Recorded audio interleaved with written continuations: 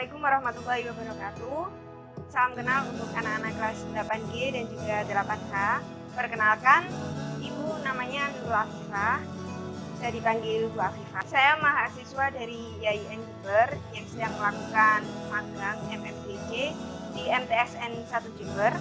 Untuk 1,5 bulan ke depan, pembelajaran matematika akan didampingi dengan saya. Jika ada pertanyaan atau masalah terkait dengan pembelajaran matematika, bisa menghubungi Bu Afifah. WA-nya akan saya sertakan di timeline, bisa dilihat di timeline e-learning. Dan juga untuk kelas 8G, nomor saya sudah berada di grup kelas 8G, bisa dicari. Oke, itu saja untuk perkenalan kali ini. Setelah ini kita akan lanjut ke pembelajaran matematika selanjutnya ya, mengikuti dari pembelajaran yang sebelumnya. Hari ini kita akan melanjutkan materi relasi dan fungsi dengan submateri. Yang pertama, banyaknya pemetaan yang mungkin. Yang kedua, banyaknya korespondensi satu-satu yang mungkin. Kemudian yang ketiga adalah masalah sehari-hari yang berkaitan dengan konsep fungsi. Oke, yang pertama, banyaknya pemetaan yang mungkin. Seperti yang sudah dipelajari sebelumnya bahwa fungsi merupakan relasi yang memiliki syarat tertentu. Oleh karena itu, kita dapat melihat berapa banyak kemungkinan pemetaan yang terbentuk, berbeda dengan relasi yang tidak memiliki syarat tertentu, sehingga relasi dapat terbentuk dengan berbagai macam bentuknya, dan akan sangat-sangat banyak kemungkinan terbentuknya. Berbeda dengan fungsi yang bisa kita perkirakan kira-kira berapa yang bisa dibentuk. Nah, bagaimana cara kita bisa mengetahui berapa pemetaan yang mungkin terbentuk? Yaitu dengan menggunakan rumus. Jika terjadi pemetaan pada himpunan A ke B, maka rumus mencari banyak pemetaan yang mungkin adalah NB pangkat NA, di mana N adalah jumlah anggota himpunan. Langsung saja ke contoh agar lebih jelas. Semisal kita memiliki himpunan A dan juga B.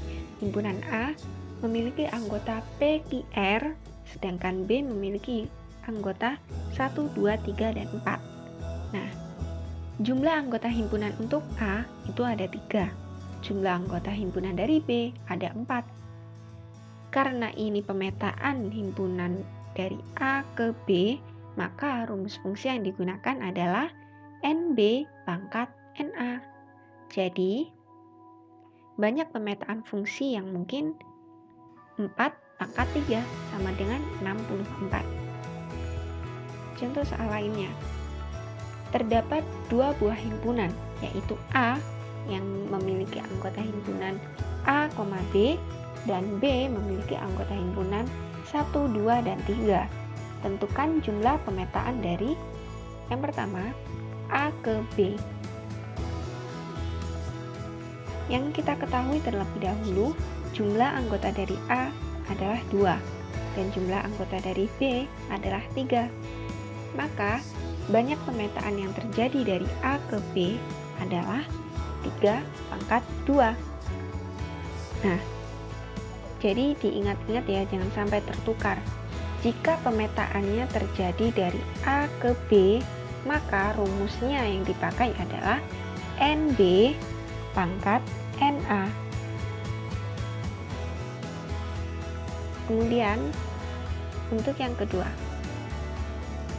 tentukan jumlah pemetaan dari B ke A. Kita ketahui terlebih dahulu jumlah anggota himpunan dari A adalah 2, jumlah anggota himpunan dari B adalah 3. Maka banyak pemetaan yang terjadi dari B ke A yaitu 2 pangkat 3. Nah, ini yang membedakan ya, jangan sampai tertukar.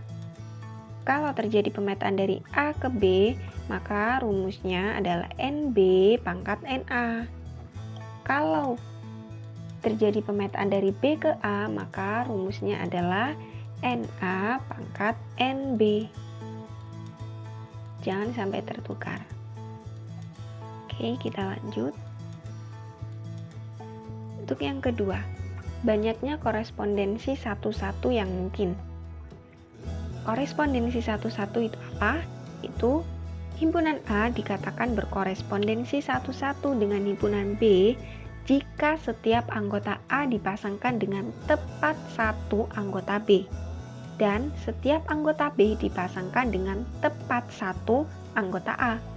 Dengan kata lain, banyak anggota A dan B haruslah sama. Nih, contoh dari korespondensi satu-satu. Di sini terdapat P yang dipasangkan dengan 2, kemudian Q dipetakan ke 3, R dipetakan ke 1, dan S dipetakan ke 4. Nah, ini merupakan korespondensi satu-satu ya, karena anggota himpunan dari A ini berpasangan tepat satu ke B, begitu juga dengan B yang berpasangan tepat satu ke A. Nah, ini merupakan contoh korespondensi satu-satu yang ada di kehidupan sehari-hari. Ini bendera dengan negaranya, hubungan antara bendera dengan negaranya. Indonesia, Amerika, Korea, Finlandia, dan juga Jepang. Rumus mencari banyak korespondensi satu-satu yang mungkin, yaitu N faktorial. Ya, ini merupakan simbol dari N faktorial cara membacanya. Kemudian di mana N merupakan jumlah anggota dari himpunan. Langsung saja ke contoh. Contoh mencari banyak korespondensi satu-satu. Pertama, terdapat himpunan A yang memiliki anggota A, B, C, D, E, F, dan B memiliki anggota himpunan 1, 2, 3, 4, 5, 6. Banyak korespondensi satu-satu dari A ke B adalah langsung menggunakan rumus yang tadi, N faktorial, di mana N adalah jumlah anggota himpunan. Nah, di sini kan A memiliki jumlah anggota himpunan 6, B juga 6. Jadi N faktorial itu kita tulis dengan 6 faktorial untuk himpunan A dan B yang ini. Nah, 6 faktorial ini apa sih artinya? 6 faktorial ini berarti 6 dikali 5, dikali 4, dikali 3, dikali 2, dikali 1. Ini dikali semua, hasilnya sama dengan 720. Yang artinya, banyak korespondensi satu-satu yang mungkin antara himpunan A dan B ini terdapat 720 kemungkinan. Nah, kemudian yang kedua, terdapat himpunan A dengan anggota himpunannya A, B, C, dan B dengan anggota himpunannya 1, 2, 3. Banyak korespondensi satu-satu dari A ke B adalah 3 faktorial, karena jumlah anggota himpunan dari A dan B adalah 3. Nah, 3 ini artinya apa? 3 faktorial ini sama dengan 3 kali 2 kali 1, sama dengan 6. Gimana sih bentuknya korespondensi satu-satu ini? Kita coba gambarkan dari yang 3 faktorial ya. Nah, ini merupakan gambaran dari korespondensi satu-satu himpunan A dan B dengan nilai 3 faktorial. Di sini ada A, B, C, dan juga ada 1, 2, 3. Ini saling dipasangkan korespondensi satu-satu dengan berbagai macam pola atau macam bentuk pemetaan. Inilah salah satu gunanya dari rumus untuk mencari banyak korespondensi satu-satu, karena tidak semua dapat kita tuliskan atau dapat kita gambarkan seperti ini. Jika jumlahnya banyak seperti yang 6 faktorial ini yang bisa menghasilkan 720, kan kita nggak mungkin tuh untuk menggambarkan satu persatu. Jadi rumus ini sangat perlu. Kemudian yang ketiga, masalah sehari-hari yang berkaitan dengan konsep fungsi. Contoh penggunaan fungsi pada kehidupan sehari-hari dapat kita temui pada hubungan nama ibu kota dengan nama negara. Kemudian dapat juga kita temukan di hubungan nama orang dengan status keluarga. Dapat juga kita temukan di hubungan negara dengan mata uangnya. Dan dapat juga kita temukan di hubungan orang dengan ukuran sepatu. Ini beberapa contoh dari penggunaan fungsi pada kehidupan sehari-hari. Nah, ini dapat digambarkan dengan diagram panah seperti ini. Nah, kita ke contoh soal. Budina mempunyai 2 anak yang bernama Lala dan Andi. Burani memiliki 3 anak yang bernama Yuli, Septi, dan Kevin. Sedangkan Butisa memiliki seorang anak bernama Evan. Dari informasi tersebut, jawablah pertanyaan-pertanyaan berikut. A. Nyatakan dalam diagram panah relasi ibu dari. Yang B. Apakah relasi tersebut merupakan suatu fungsi atau pemetaan? Jelaskan. Yang C. Nyatakan dalam diagram panah relasi anak dari. Yang D. Apakah relasi dari soal C merupakan fungsi atau pemetaan? Jelaskan. Oke, untuk yang A terlebih dahulu. Nah, ini. Kan yang A disuruh menuliskan relasi ibu dari. Jadi, untuk himpunan pertama, himpunan A, ini kita tuliskan nama-nama dari ibunya. Kemudian untuk yang himpunan B, ini kita tuliskan nama-nama dari anaknya.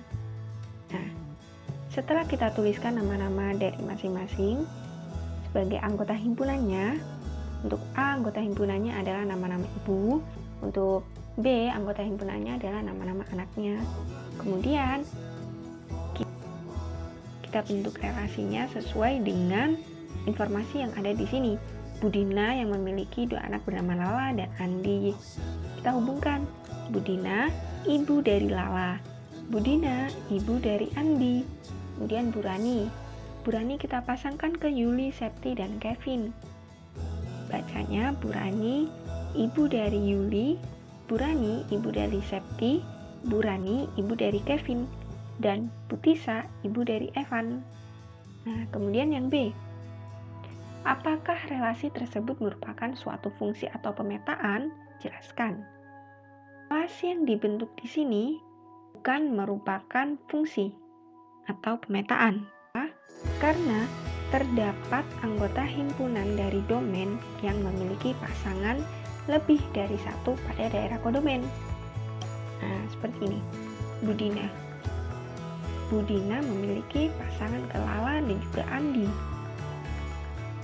Kita ingat lagi syarat dari fungsi adalah anggota himpunan dari domain itu harus berpasangan tepat 1 pada anggota di kodomain. Sedangkan ini Budina dan juga Burani memiliki pasangan yang lebih dari 1. Maka relasi ini bukan merupakan fungsi.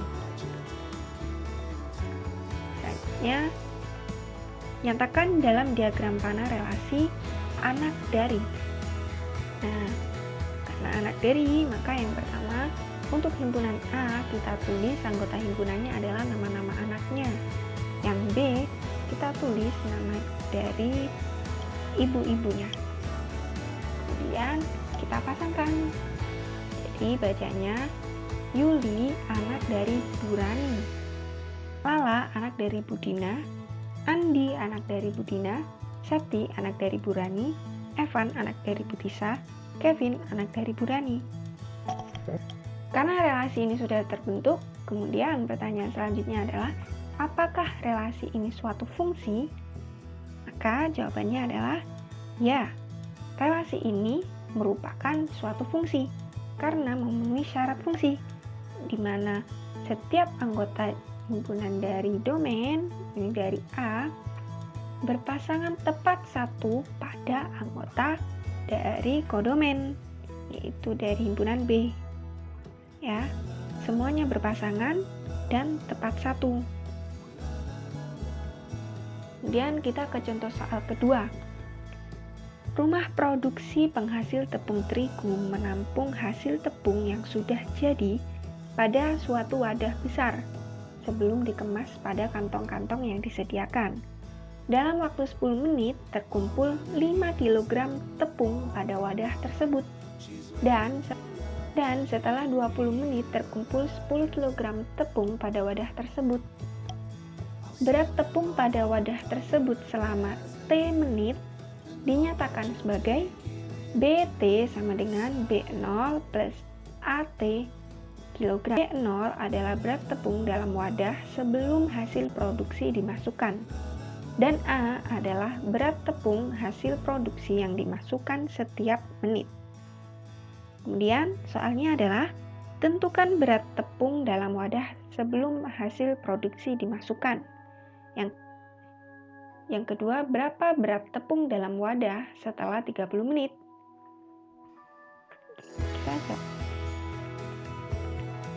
Yang A terlebih dahulu. Yang A tadi diketahui bahwa berat tepung pada wadah tersebut selama T menit dinyatakan sebagai BT sama dengan B0 plus AT. Nah, ini merupakan rumus fungsi yang digunakan dalam soal ini. BT sama dengan B0 plus AT. Ini merupakan rumus fungsinya. Kita tulis terlebih dahulu rumus fungsinya ini. Kemudian kita ambil informasinya lagi. Yang pertama, dalam waktu 10 menit terkumpul 5 kg tepung pada wadah tersebut. Dalam waktu 10 menit terkumpul 5 kg tepung. Berarti T-nya adalah 10. Nah, dalam PT yang 10 ini itu akan menghasilkan 5 kg. Maka dapat kita tuliskan T-nya kita ganti 10. Ganti 10. Kemudian hasil BT ini adalah 5. Kita tuliskan. B0-nya tetap ya, karena belum diketahui. Kemudian ini A kali 10 sama dengan 10A. Yang kedua tadi diketahui setelah 20 menit terkumpul 10 kg tepung pada wadah tersebut. Berarti pada menit ke-20 atau T-nya ini 20 akan terkumpul 10 kg tepung. Jadi kita masukkan juga T-nya kita ganti 20. Kemudian BT-nya ini kita ganti 10. Nah, kan sudah ketemu persamaan pertamanya ini persamaan keduanya. Nah, kemudian kita eliminasi. Ini 10 dikurangi 5 adalah 5. Kemudian B0 dikurangi B0 akan habis. 20A dikurangi 10A adalah 10A. Kemudian 10-nya kita pindah ruas ke kiri, jadi 5/10. 5/10 sama dengan 1/2. Jadi A-nya adalah 1/2. Kemudian kita substitusikan ke salah satu persamaan. Semisal kita masukkan ketika T-nya 10. Nah, di sini T-nya diganti 10. Kemudian hasilnya BT ini adalah 5. B0 plus setengah dikali 10 sama dengan 5. Nah, 5-nya kita pindah ruas ke kiri. 5 dikurangi 5 sama dengan 0. Maka berat tepung di wadah sebelum hasil produksi dimasukkan adalah 0 kg. Nah, kemudian yang kedua. Pertanyaannya adalah setelah 30 menit berapakah berat tepung di wadah tersebut?